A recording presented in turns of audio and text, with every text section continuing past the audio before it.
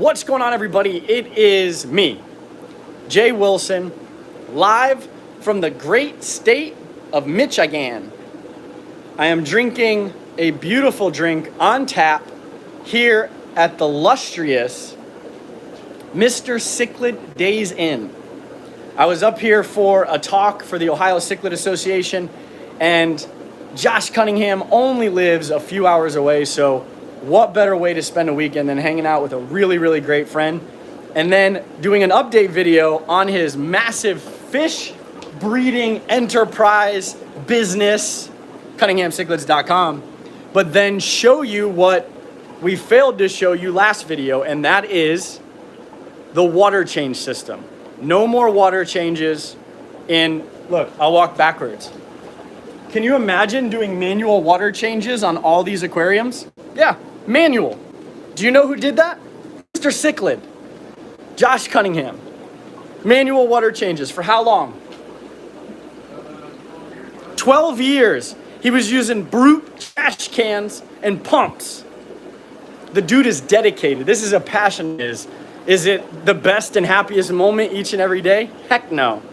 But being down here, you can see that he is super passionate and loves it. So do me a favor, share this video, leave a comment down below because we're going to be doing some really cool stuff for the next 15 minutes. What is up, Lariat? Is it cold in New England? And if you know Josh Cunningham, you'll know that he has this on tap, actually. So we'll do a little ditty for anybody that can guess properly. But let me look at this real quick. I need to see all the messages. How's it going? How's everybody doing? So check out these awesome Cunningham Cichlid stickers. What is up, Brian? These are $4, free shipping. There is not a lot of them left because he didn't, no, it's not Guinness. But he didn't get a ton of them, and I said, dude, these need to go to people. These are wicked cool. So $4. Message Cunningham Cichlids. He's on Facebook. He's on Instagram. He's all over. Aloha, brother, from the Hawaiian Islands. So get at Josh Cunningham for this. But I want to show you what we are doing. And this is what, no, we're not doing him. But we're in his fish room. And what are you eating that? Yeah, some krill. It's good for you. Oh, let me see. Oh, no, don't do that. Sand Creek Aquatics, what's up? All right. Are you feeding? Yeah. Okay, well, feed, dude. I thought you were eating that yourself. It's like chips. We're going to feed the champs. Look at that. This is not what the video is supposed to be about, but everybody wants to see the champ. Watch your finger, bro. Man, you're like Hercules. Okay. Look at them go. I think Cunningham should start doing more videos like this, right? Feeding all my fish. Who's in favor of that? If so, leave a comment and tell me you want to see Mr. Sexy Cichlid do a video. So, this is Josh's massive, massive breeding enterprise right here. Right? Cichlids. We got some plecos in here now. Some actually really nice stuff. And he does sell. That's up to him, what he wants to sell, when he wants to sell it. But this dude by far has the cleanest, most well-kept breeding room I have been in for technically a private breeder, right? It's not open to the public, so technically it doesn't have to be very nice. But after 12 years, this guy had gotten tired of doing water changes manually. So Josh, give him maybe a few minutes and we can walk over there about what it does and like how long it took to install. So, what it is, I have a 6-zone system. So we drilled 64 tanks last October. So it took us from 2 weekends in October to empty the tanks and drill them. And luckily we only broke one of the 40 breeders, and that's because the bit broke as we were drilling the hole through it. So we only had one tank casualty, so that was easy to replace. And then in June, my buddy came up, Dean, from Ohio, and we finished putting the system, ran all the PVC piping, and put the solenoid valves and everything together that you'll see there on the wall as we walk over there to show you. So 6 zones, people came from all over to help out, only broke one tank. I almost just died and tripped on something. but show us this crazy electronic contraption. Alexa, water change. No, it doesn't work like that. Dang it! It works on my phone though, but not with Alexa. How many gallons does your system move? So it does 7 gallons for every 5 minutes. Woo, okay. I'm digging it.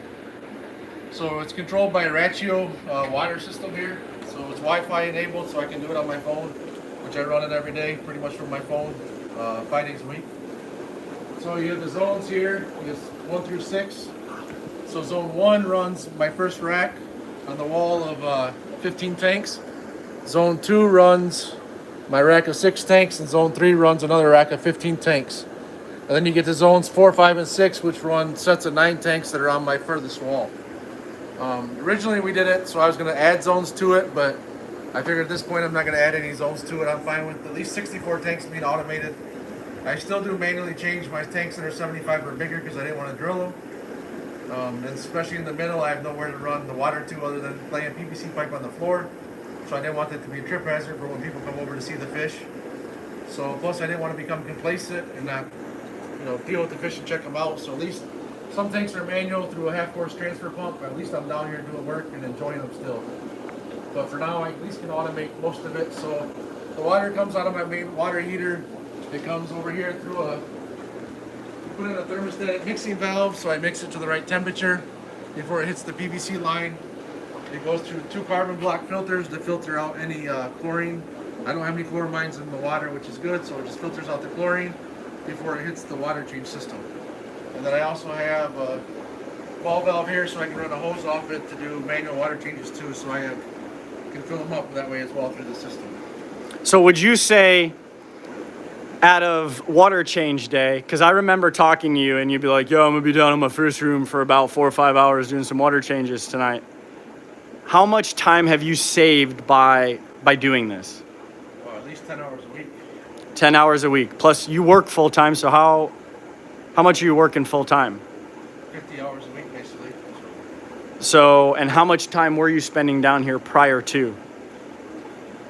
I don't know, roughly 20 hours a week. So you're looking at 70, 75 hours a week total work time. Probably. And when do you have time to update your website? When do you have time to post on social media? When do you have time to sell fish? Never.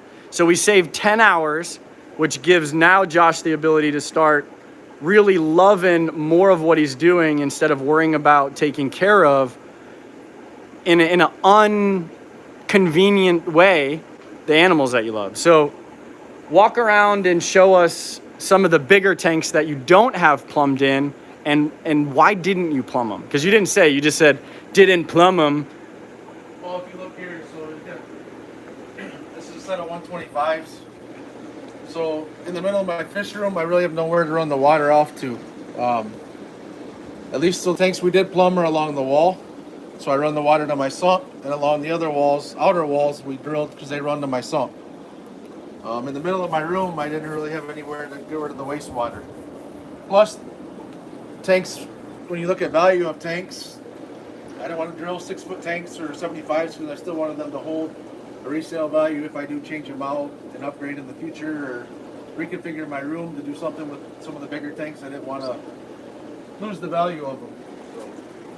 Okay, so that makes sense. Didn't want to lose the value, didn't want to risk breaking something with much more value, but has adding all of this still dramatically helped you? Oh, for sure. I mean, I can do water changes on a tank in 15 minutes and I don't have to do any labor. I just turn it on and let it go. Oh, man. So, folks, leave a comment. He's got over 100 tanks. Is there a specific fish that you want to see? Josh keeps a lot of haps and peacocks. He's got a couple South American, Central American, I believe, too, right? Central American. Central American fish, and we've got some plecos. We got some angels jamming in here. But show them the Star Sapphire tank. That's my favorite tank. Right, it's over here.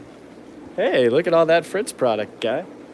No, I really, really, really dig on Josh's. Oh, and somebody wants to see the gars. You know what's funny? Gars are docile. Everybody thinks gar and they're like, yeah, freaking killer fish. And they're like little babies. So So here's a star sapphire tank. So we got 3 males and probably 12 to 13 females in here. yes. I don't know. There's just something about this tank. I love this tank, and I love this tank. And maybe it's the blues. These are the jizzies. Chroma species Giselle. Yeah, Josh is very scientific. They're just cool. I just love the break where they got the nice metallic and then they break to that body. And then when you get here, you still get the blue. And then when the male, I mean, look at the dominant male chipping out. That's just beast mode. Brian Hahn said, you're the next place he's ordering from. I hope you order $25,000 worth of fish. One thing that Josh will never tell you, and I'll put him on camera when I say this, is Josh is probably the most modest fish business I have ever seen. He's a friend, but looking at his business, he's so conscious about not feeling like he's being overpowering in the industry, etc. So if folks could tell Josh to do his thing and to sell more of these fish, that would probably be the best thing for him, because he does have a lot of awesome stuff. He breeds a lot of great stuff. And yeah, he may not have, you know, the 7-8 inch full-blown males all of the time. But when you're looking to get quality, and I'll show you this, look at this. When you're looking to get quality fish, look at the conformation of these fry. You can tell right from the rip what they are. It is very hard pressed to find fry that actually look like what they're gonna look like more than likely when they grow up. And that's just a true testament to how he cares for them. So 100 tanks, 6 zones, water change system. Alexa, turn. That's what he needs to do next. He really needs to figure out some voice control. And you have cameras in here. Yes, I do. What do you have cameras in here for? Just to monitor my room when I'm not here. And make sure no tanks leak or nothing happens while I'm gone, or if I'm traveling, or just at work all day, just to check on the fish and make sure they're all okay.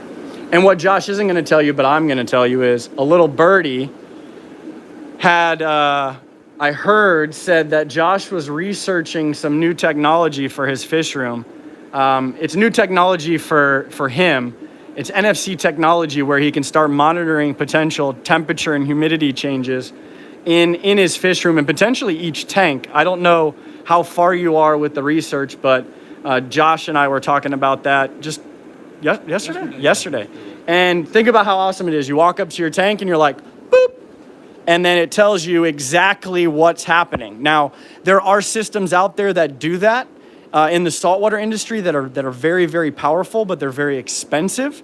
And I think what happens is with 100 tanks, it becomes difficult. So imagine running sensors on each individual tank, and one system wirelessly puts all the data for Josh together. So then he can come in here and say, okay, my champs fry this age are looking, I've got a couple that don't seem to be eating. I'm moving them to a hold tank right now. Like this is like sweet stuff, man. What do you mean? Oh yeah, you don't ever tell anybody about this cool stuff you're doing. So do me another solid. I know I've asked for a lot of solids. If you want one of those stickers, I'll tell you what, I'll make them $3 and I'll ante up $1 for each one. So get with Cunningham, there'll be $3, and for every one somebody buys, I'll pitch in the buck for you. Also, check out his YouTube channel. Josh is just Josh. He's not gonna give you the flashy scenes where he's jumping off a volcanic rock, capturing cichlids, but he's gonna give you real solid information about his fish room. Josh, can you show real quick, and then we'll end this bad boy, but I think folks that are still on are gonna wanna see this. And if you wanna see something cool, hold your horses, share this video, hit the like button, and show me that fish we were talking about earlier. Don't give him too much. Yeah, oh, Josh remembered somebody wanted to see the gars. So here we go. Bang! Gars in the house. I don't know where to find gars in the... Look at this guy. Well, clearly we know he was hungry. Cunningham's got a lot of gars. Look at him. You have fry, right? I do have fry from them. I also have some 4 or 5 inch males available out of this group as well. Probably 2 or 3 left. 4 or 5 inch males, 3 or 4 left.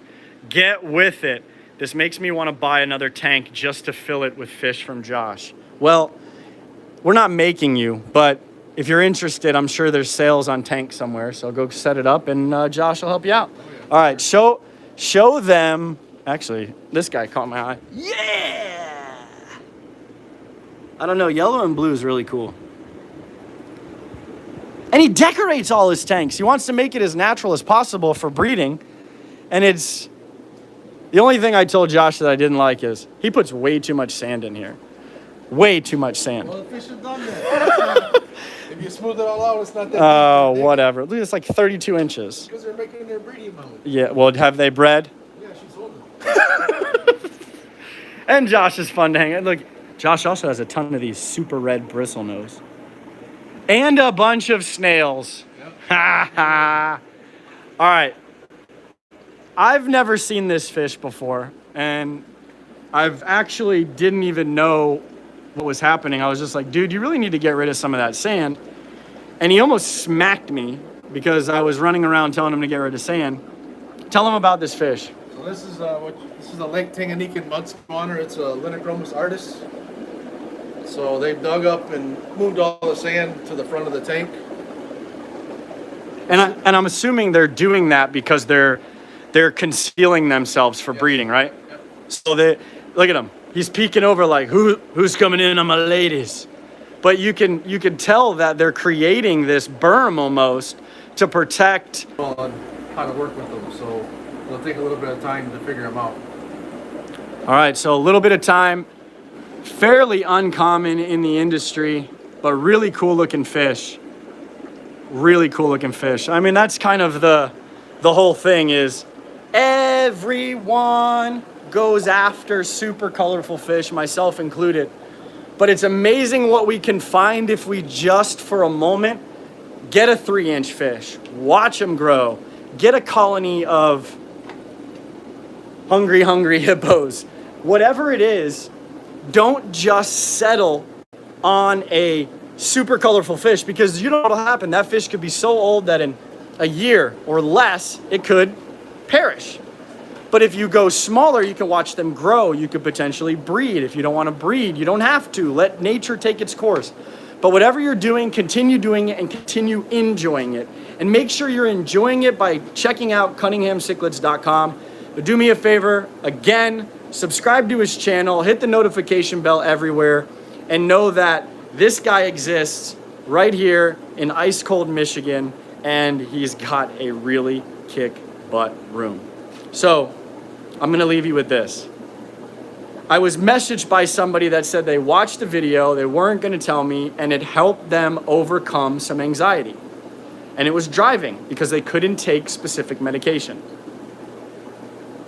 My advice was admitting something is a problem. Folks always say that's the first step. It is, and that's actually the easiest step, is saying I have the issue. I'm anxious, I'm depressed, I'm too excited, I'm too energetic, I love fish too much, or I love something too much that maybe it's not good. The next step to me is the hardest. It's figuring out how to overcome whatever it is you're dealing with and then getting through it. After that, it's smooth sailing. But know that there are people all around you that are supporting you. They want you to succeed and they're here for your help. And one of those people is me. So go out and seize this week. Stop pushing off whatever it is. It just takes too much work to do that. Stop. Stop. If you want it, go after it. Stop waiting for the right moment because the right moment may only be right now. And right now is really what you got because yesterday doesn't exist anymore and tomorrow is a gift. You know what's next. Hallelujah!